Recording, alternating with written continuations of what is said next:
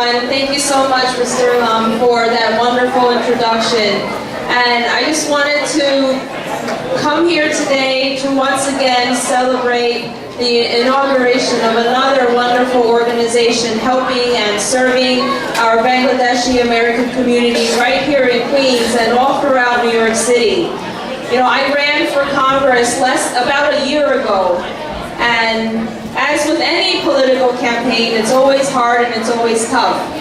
But the Bangladeshi community was amongst the first to come out and to support me in so many ways. And so I really consider you sort of like extended family and really enjoy coming back to New York and coming to your events just so I can see everyone again.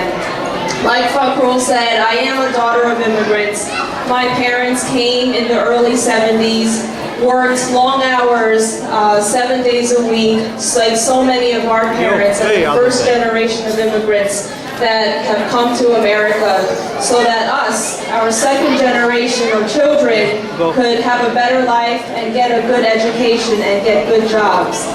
And I'm so encouraged by the political and community involvement in the Bangladesh community, but since we have so many young people here, I want to continue to encourage them to be involved.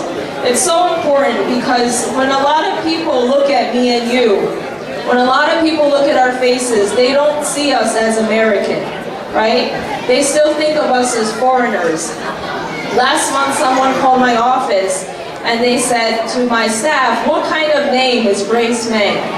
And then my staff asked them, oh, miss, where are you calling from? And she said, I'm calling from America, and she hung up the phone. So it's a horrible story, but I tell this story because I want to remind our younger generation that we have a lot more work to do. We need to get involved. We need to vote when there are Asians running, and even when there are not Asians running. But anyway, I come here today to celebrate this opening of this wonderful organization and just to really continue my support in working with the Bangladeshi American community on whether it's local issues, even though I'm on the federal level, whether it's school lunches, whether it's continuing to advocate for school closures for Muslim holidays. It's important that we continue the struggle. In Congress, it's a very heart-wrenching time right now. We were just here a few weeks ago to mourn the death of over 1,000 people, many of whom were women who died in the factories in Bangladesh. More than 1,000 people, our brothers and sisters from Bangladesh. And I want to give a special shout out to Mazeda and Maf and Mr. Rahman and so many people here who have really stood strong and fight this fight that is only beginning. And the message that Congress needs to send to American companies who are making money over the lives lost, that the message is not to take the jobs and their companies out of Bangladesh. That is the wrong idea. But to keep the jobs there, to keep their contracts there, and to continue to work hard to make sure that our women and the employees there are protected. One of my colleagues had a chance to talk to a couple of women who had escaped from the factories.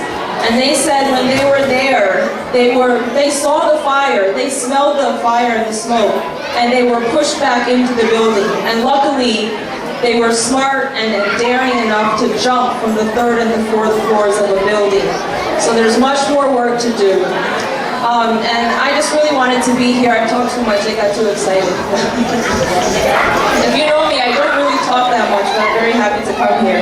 But I wanted to bring a special certificate of congressional recognition to encourage this wonderful organization to keep doing the work that you're doing. I look forward to working with you and making sure that we improve the lives of every single New Yorker and have proper access to government. So thank you so much.